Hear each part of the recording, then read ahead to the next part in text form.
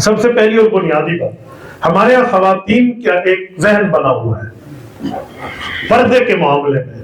خواتین کہتی ہے پردہ اصل میں دل کا ہوتا ہے، چہرے کے پردے کو پردہ سمجھتی نہیں ہے، وہ کہتے ہیں پردہ دل کا ہوتا ہے۔ خواتین سے پوچھیں کہ خدا تمہیں حج پہ لے جائے، عقل اللہ تمہیں عطا فرمائے، ہمیں ایک بات بتاؤ، دل تو پہلے پردے میں ہے نہیں ہے؟ دل تو پہلے پردے خفا میں ہے۔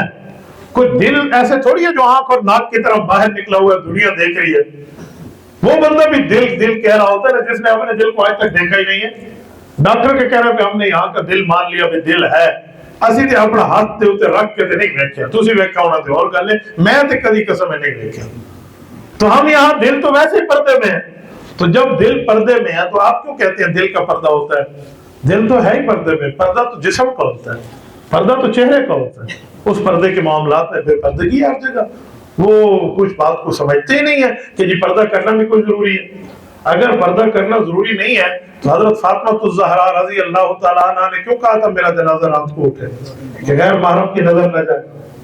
حضرت اماں فاطمہ کا جنازہ رات کو اٹھا ہے نا کہ نبی کی بیٹی کا جنازہ ہے، اس کے اوپر کپڑا ہے تاکہ کپڑے پر بھی غیر محرم کی نظر نہ جائے۔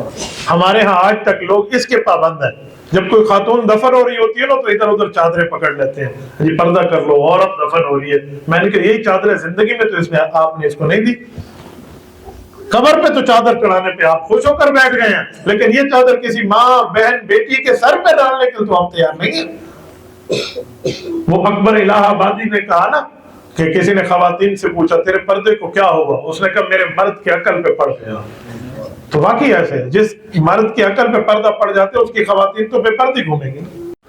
میرے دوستو، اسی لیے پردے کا ماحول بنانا چاہیے۔ قرآن کریم خود کہتا ہے یا ایھا النبی قل لازواجک وبناتک ونساء المؤمنین یدنین علیہن من جلابیبہن ذلک ادنی ان یعرفن فلا یؤذین۔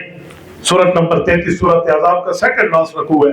رب کریم فرماتے ہیں اے نبی پاک آپ 3 قسم کی عورتوں کا اعلان کر دیں، قل لازواجک اپنی بیویوں کو کہہ دیں، وبناتک اپنی بیٹیوں کو کہہ دیں، وَنِسَاءِ الْمُؤْمِنِينَ اور مؤمنین کی بیویوں کو کہہ دیں یُدْنِینَ عَلَیہِنَّ مِن جَلَابِیبِہِنَّ، انہیں پردہ کرنا لازم ہے۔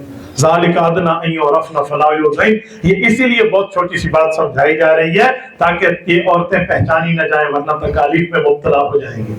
یہ قرآن کہہ رہا ہے، اور بے پردگی کی کتنی تکالیف ہے وہ آپ بھی جانتے ہیں اور ہم بھی جانتے ہیں، پوری دنیا جانتی ہے۔